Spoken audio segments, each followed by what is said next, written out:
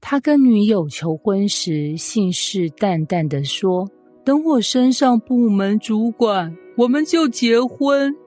他点点头，含泪答应，但3年后，他升上主管，却换了一个女朋友。你有过类似的经历吗？民数记32章16到27节，这段故事发生在以色列人快要进入应许之地的前夕。流便和迦得支派看见约旦河东的土地肥沃，适合牧养牲畜，便向摩西请求，让我们留在这里，不进迦南地。摩西一开始震怒，认为他们这是在重演探子失败，导致全民漂流40年的戏码。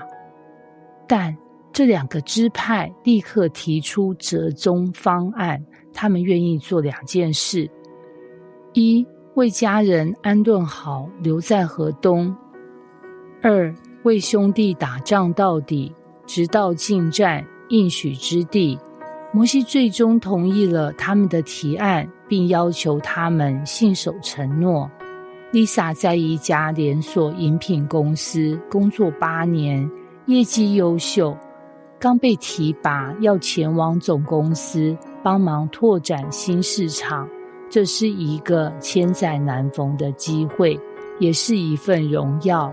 但问题来了，他的父母年事已高，孩子才刚上小学，老公也在经营自己的餐厅，无法随他搬迁。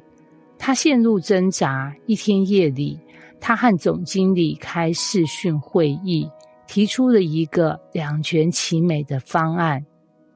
我可以把家安在原地，每周1到3去总公司出差，周4回分公司处理例行业务，周末照顾家庭。我不会拖累团队，只是希望多一点弹性。总经理看他一脸诚恳，心中半信半疑，但也理解他的难处，于是答应，只要你不影响新市场的推展计划，我们就试行3个月。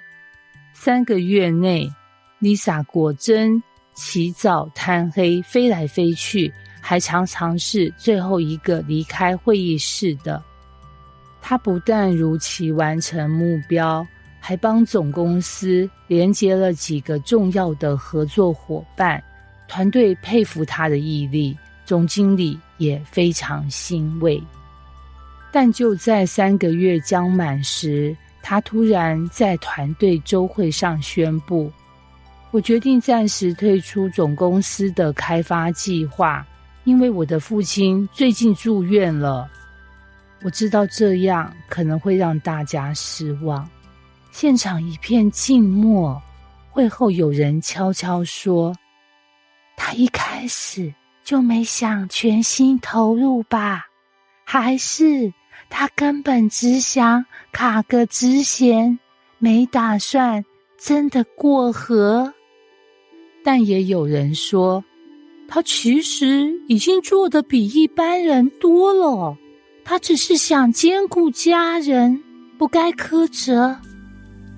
当流便与迦得支派说我们愿意去打仗，看起来像是美丽的折中，其实背后反映的是一种有限的承诺。他们并不是不参与，只是不愿全然舍下自己的安排。摩西也不是全然拒绝，只是强调，若你们遵守所说的，才可以在神与人面前无愧。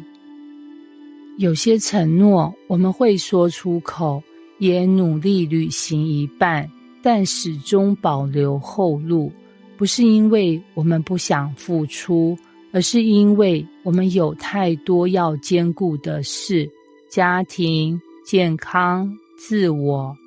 这不是不可以，但这段经文提醒我们，神不是只看我们有没有做事，他更在意我们的动机和全心。